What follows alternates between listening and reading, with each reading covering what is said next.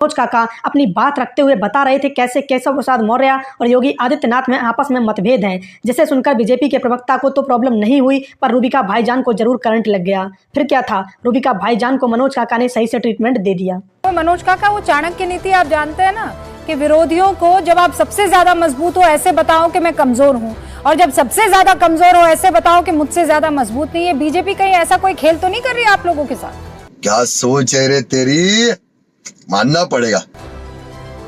BJP तो अपने ही खेल में इस समय परास्त हो गई है, तो जो लोग अपने खेल में परास्त हो चुके हैं वो खुद के बचाने की संभावनाएं तलाश रहे हैं। और राहत इंदौरी साहब की एक लाइन है कि आंखों में पानी रखो, होठों पे चिंगारी रखो, और जिंदा रखना है, रहना है तो तरकीबें बहुत सारी रखो।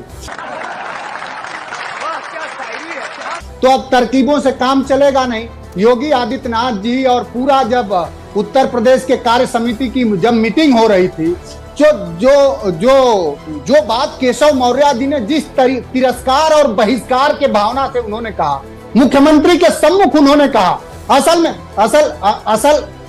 असल में वो पूरे जो मुख्यमंत्री के सामने केशव मौर्य जी का जो रूबिका बयान था, हाँ? वो असल में ये कहना चाह रहे थे मुख्यमंत्री को, अपने मुख्यमंत्री को बताना चाह रहे थे, मंचस्थ मुख्यमंत्री को, कि देखो संगठन सरकार से बड़ा है, केशव मौर्य योगी आदित्यनाथ से बड़े हैं। मन अच्छू नहीं है यार।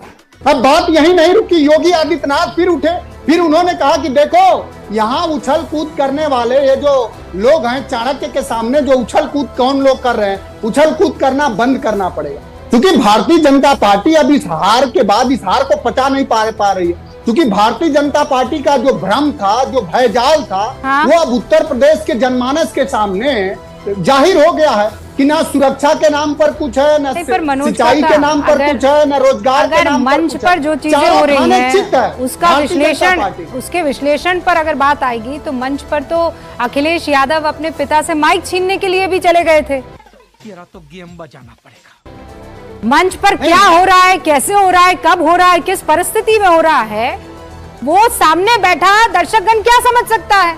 आप समझ गए कि तिरस्कार था और उसके अंदर किसी तरह की तिलांजलि थी और इसके अंदर ये था और वो था, आप समझ गए बैठे बैठे?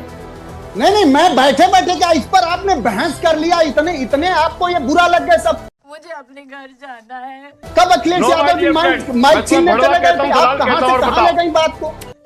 मुझे घर जाना है। आप भारतीय जनता पार्टी पर बात बता रही हूँ, जैसे आप मंच पर एक बात बता रहे हैं वैसे मंच की एक बात बता रही हूँ। नहीं मंच, इसमें आप क्यों परेशान हुए भाई? मंच मैं तो बिल्कुल परेशान नहीं हूँ, आप परेशान हो रहे हैं।